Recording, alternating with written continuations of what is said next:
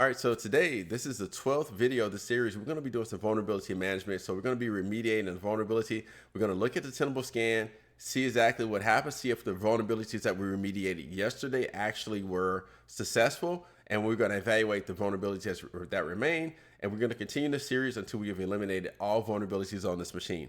But before I get started, I just want to say thank you to Cybertar, which is a company I work for, because they sponsor this Tenable tenant, which allows me to show you exactly what I do at work on a daily basis. So thank you, Cybertar, for sponsoring this. Go to cybertar.ai, sign up for free cybersecurity services. And if you love our services, then you can upgrade to the paid services. But with the free service, you do get a free external vulnerability scan, among other things. So check us out, because at Cybertar, we do remediate your vulnerabilities. And I mean the ones that don't get fixed with a patch. That's the key. If you talk to any company and they say they remediate your vulnerabilities, ask them, what about the ones that don't have a patch? Do you actually take the time to write the scripts to remediate it using PowerShell, shell scripting, and all the stuff? Because we do at Cybertar. Check us out. Okay, so anyway, let's go on to the business. So now we get to jump into this. So let's go to zoom mode. So this is Tenable vulnerability management. And so what we're gonna do here is we're gonna zoom in a little bit, make this a little bit hopefully easier on your eyes, and we'll adjust this. So you can see, all right, we have 9 criticals. I believe we were down to 7. So now we have 9 criticals, and this is vulnerability management. This is really what happens, right? So new vulnerabilities are released. So now we need to see where are those vulnerabilities. And so we got the machines here, but we're focusing on this series. We're focusing on TI, Technology Interpreters Desktop 4, okay? Now I'm only looking at criticals, and guess what? This vulnerability that we're looking at, there were no criticals when we left yesterday. Oh, look at here. Google Chrome. All right. And so when I saw this, I was like, yes, because Google Chrome is one of the most prevalent vulnerabilities that we see. It's going to always come. They're always updating Chrome. They're always like 0 days. They're always some type of exploit for Google Chrome. So we never, ever, ever, ever get finished with Google Chrome. Okay. So we're going to get a chance to dig into it. So let's go ahead and click on it. And let's make sure we understand what this says. So this vulnerability is applicable to, let's see if I can bring this over so you can read all of this, okay? So version of Google Chrome, basically, therefore affected by multiple vulnerabilities as referenced in the 2023-03 stable channel update for. So what you want to do is really, you would like to go and read this advisory and kind of get the details of it. But the thing is, the main thing that you're looking for, this is the benefit of having Tenable, is how do I fix it? And the fix for this is it wants us to upgrade to 123.0.63.12.58. Okay, you with me, Pierre? Right? Pretty straightforward. But you know we're just not going to do this upgrade because we're going to do it through scripting, because the whole point of doing this series is we want to simulate doing this remotely, right? You're working on something. Oh, there's Sam. Hola, Sam. Sam, you know, what's up, man? Let me know if you want to come through. You can jump in this. we can get you on here. So what we need to do is we got to think about our approach. So the first thing is, let's look at the plugin output. So C: program files Google Chrome application. And it shows that we're currently on version 122.0.62.61.131. Okay. All right, cool. So now we got that information. PowerShell time, folks. I need like a little, you know, like sound that comes on when it's time to do PowerShell. Okay. So what I'm going to do is I'm going to take this and I want to show, I want you to love these commands. I want you to love PowerShell. I do love PowerShell, love shell scripting. You can love Python, but I'm just telling you, Python ain't the end all be all. Like I'm telling you, everybody preaches Python. Nobody talks about PowerShell and shell scripting. Like two of the most powerful, I'm not even going there. So anyway, let's do a dir. I'm going to put this in, you got to put it in double quotes. Anytime you have a space like this, you got to put it in double quotes. So just going to do a directory. All right, there's the Chrome executable, okay? So Pierre, what I want to do here is I actually want to use PowerShell to get the version information. Sam says in the game playing COD. That's your favorite vulnerability to leave hanging there. Yeah, Sam, you're mean. So he's joking because what essentially happens is Sam sees when I'm doing videos or when I'm actually working with my customers, he knows he's going to look at my browser and he's going to say, oh, so you're remediating our vulnerabilities, but don't you have a Chrome update? So I'd have to make sure that I do all my Chrome updates because my customers call me out on it, right? So which is good.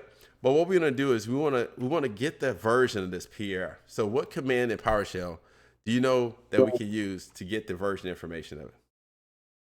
Good. Put me in the spot, huh? I'm gonna put you on the spot, man. Yeah, you. By the way, Pierre, you know what I'm saying? Like he's trained up well. So you know, if somebody's looking for some cyber, my guy is ready to go at this point. The last one I'm trying to get out the nest. And then I may take on some new cybersecurity mentees after I get Pierre out the house. So, all right. So Pierre, I don't hear an answer, man. I tried to buy you some time there, but I didn't get anything. So let's You try get this. me. hmm Go ahead.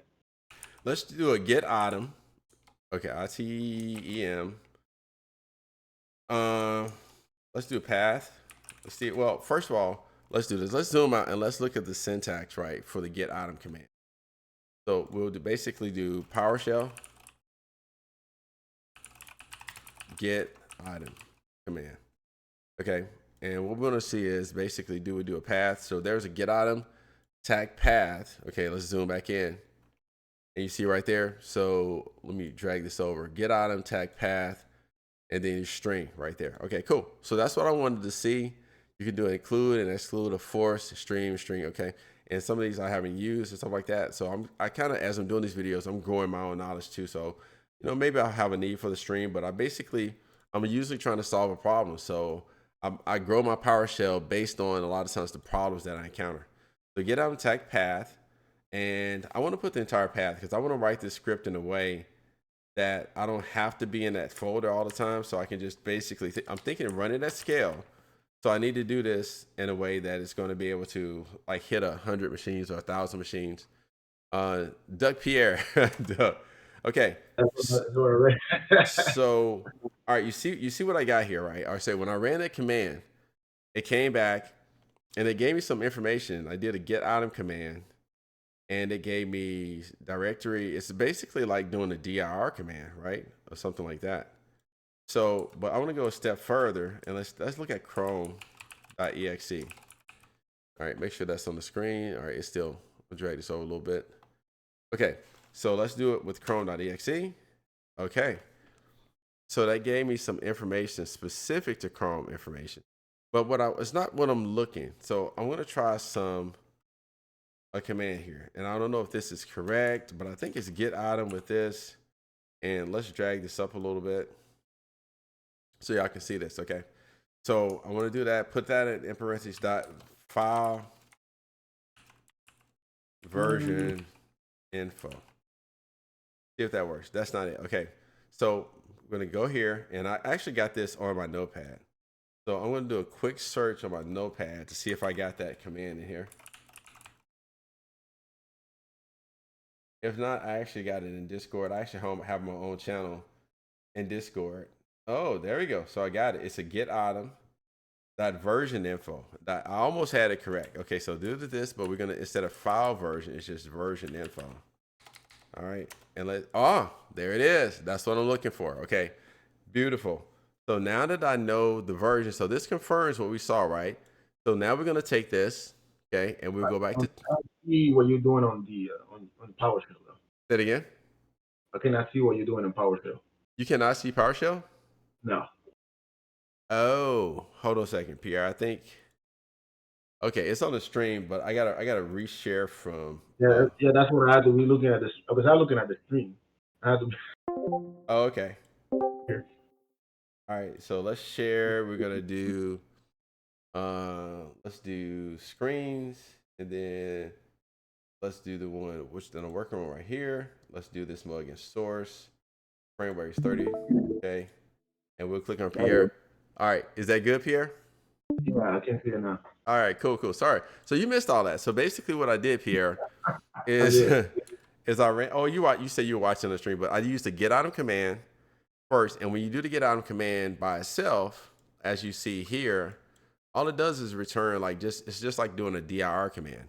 But if you put it in parentheses and then you do .version info, file version, it actually gives you the version of file, which I was able to then correlate with Tenable right here. And Tenable says I have 122.0.62.1.6.6261.129. Now Tenable says I'm at 131. Okay, you see that 6261.131. My actual Google Chrome version, when I look at it, says I'm actually at version 129. So let's do some interrogation here, okay? Because anytime I get conflicting information, a couple things. On the Tenable side, I want to look at the scan date too. So let's go to Tenable here and let's see, when was the last scan taking place on the machine? It was 321. So that was yesterday. Okay, and yesterday it detected that I had a newer version than I have today. All right, let's make this match, okay? It says 122.0.6261.131. So I don't know where the discrepancy in there, but we got to figure this out. But either way, the resolution is the same. So here's the thing with Google Chrome, I have not found, and if you know of a way, hit me up. I've not found a way to force Google Chrome to update. I can kill Google Chrome. There should be an extra for a scan date. All right, what's that? I see it on the stream. There should be an extra for the scan date. Sarah, please clarify on the stream. But the thing is, you can kill Chrome and relaunch Chrome, which honestly, running the relaunched Chrome through scripts doesn't work through the tool. A lot of times, Automox they would use, so it works through the window when I'm using the terminal here in PowerShell, but it doesn't necessarily work when I'm doing it for Automox. But the thing is, guess what? I'm actually in Chrome. So my Tenable window and everything that you have here is in Chrome. I'm about to kill this and relaunch it. Now, as you can see my browser, okay, let's do a quick look here. And I hate doing this because what's dangerous is when I actually do this, it might actually start trying to do an update. It is right there. See, that's what I hate. Can I stop that? I don't know if it's going to stop now. so that's why I don't like, that's why I was trying to avoid doing that, because I want to do this through PowerShell. Okay. So let's open up the PowerShell and now let's make this happen. All right. So basically the way it works is killing Chrome and relaunching Chrome should fix the vulnerability, which means I'm going to get logged out of Tenable and everything, but that's okay. I got all the information I need from Tenable. So I'm going to kill all of my Chrome windows. What's the command, Pierre, to kill Chrome? What's that command? To kill Chrome? Yep. See, Pierre, this your 30 seconds of fame. Fame. Got 14 people watching you, Pierre. You're supposed to see. All right. What was it? Stop. I'm gonna go ahead and do. You have to go back to that PowerShell tutorial, man. I really want you to. And the reason I ask you, because next time we get on the stream, you'll be like, oh, and if he gonna ask me questions now. All right, so stop, tac, process. You knew it. All right, and then we can just say we have to specify the tac name, parameter, and then Chrome. And this is gonna kill, and we can do a tac force. Make sure. Boom. Okay, so all of my Chrome windows instantly disappear. By the way, this works on good. I don't know if y'all ever run into this situation where Discord will hang trying to do an update. I do the same thing. Stop process, tac name, Discord. Boom. Discord goes away. If you try to do it through Task Manager and stuff like that, doesn't work. So this is one of the best commands that I've come across. So now, oh, Pierre, I need Chrome back. What do I do now, Pierre? How do I get Chrome back? Process. Start process. That's right. Stop process and then start process. So everybody on the stream that didn't know, now you know how to program. Okay, you know PowerShell. Start process, and you don't have to do a tac name parameter or a minus name parameter. You just say start process Chrome. All right, and you see that's going to open all my Chrome windows. I'm going to do a restore, and let's see if it comes back. And man, look at there! Like shout out to cookies, right? We went right back into Tenable. Okay. Now the moment of truth. Let's zoom back out. The question is, by stopping and starting Chrome, did we actually remediate the vulnerability? So let's go and let's do help and about. Oh, look at this. That actually works. Where can we find a good PowerShell tutorial? Start with mine on my YouTube channel. Okay, so look at Technology Interpreters on YouTube channel. It goes through all these basics. And you can branch out into any of the super huge PowerShell guys out there on YouTube afterwards. But trust me, take mine because mine are geared towards doing this type of basic function using PowerShell and shell scripting for vulnerability management and stuff like that. So yes, watch his videos and go from there. Yeah, I agree, Sam. You can always go to, but I said mine are built to get you into PowerShell just the basics, downloading things in PowerShell, stopping and starting, looking at processes, looking at services. And once you get through those, feel free to go anywhere you want to fly, my friend. Okay. But guess what? So it says that actually by killing Chrome and relaunching Chrome using a PowerShell script, it said that I actually remediated the vulnerability. Okay. Or at least Chrome shows it's up to date. Let's zoom in. Let's bring PowerShell back in. And we want to use the command. What command? We want to use that file version info command. So let me clean up my screen. CLS or clear. All right. And we're going to do this get item with the version info. And when I do this, guess what that shows? Yep. Great. So for everybody that's watching today, I hope there's some CEOs watching and stuff like that, because go talk to your security team. There's no reason why Chrome vulnerabilities should still be out there, because I've played with this enough and I've had inconsistent results. But stopping Chrome using stop command and relaunching the browser just like we did before forces the upgrade for Chrome, and that's really the major thing. Chrome automatically downloads the updates itself, but you got to kill it and relaunch the browser. But what about my 100 open tabs? They reopen. You saw I literally came back into Tenable when I came back. And so if we do it quickly, and by the way, you worked through this with Archery on. He's got he's got thousands of machines, right? So, or 1,000+ machines. And so when I'm working with him, we can't just stop Chrome in the middle of the day for everybody. That would be ideal. 12 o'clock, we just kill Chrome for everybody. But a lot of people will be mad at his company. So we can't do that. That's the thing. But for a lot of you that work specifically for cybersecurity for your company, there's no excuse. I want to change the philosophy that you can get to zero vulnerabilities. The only exception may be if you have like a SCADA environment, OT, operational technology, those type of environments. That gets a little bit sketchy, but you need the senior leadership to bless you with the power and authority to talk with your operations and your automation people to be able to get to, and they have to know that it is a priority that they get it fixed. Because just firewalling off the OT environment, that's kind of the approach that's been taken for a long time.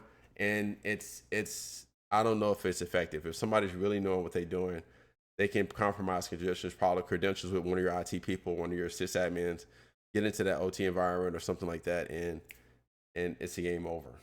Okay. So, all right, with that, I'm going to end the video. I'm not going to end the live stream. For those of you that are watching the live stream, I'm going to open up for some Q&A. But for those of you watching on the video, thank you for watching. If you're on the video, I want you to, and by the way, thank y'all for doing this. Y'all are doing this, and I love it. We're going to keep the tradition going. But for everybody that made it to this point in the video, I want you to type 123.0.631.2.59. That is the current Google Chrome version, so that you know that. Okay. And then let's see, almost 1,800 systems down, 2,500 systems by the end of the year. That's what Archery on Twitch is saying. One of my customers, they're growing like wildfire. So yeah. And so definitely challenging, but I guarantee that their vulnerabilities are way lower than just about any company of their size. So because we do remediate your vulnerabilities at Cybertar. Anyway, for those in the stream, see you in a second. For those of you in the recording, thanks for watching. Thank you for supporting me. Almost at 300 subscribers per month. Want to get that to 1,000 subscribers per month. Okay.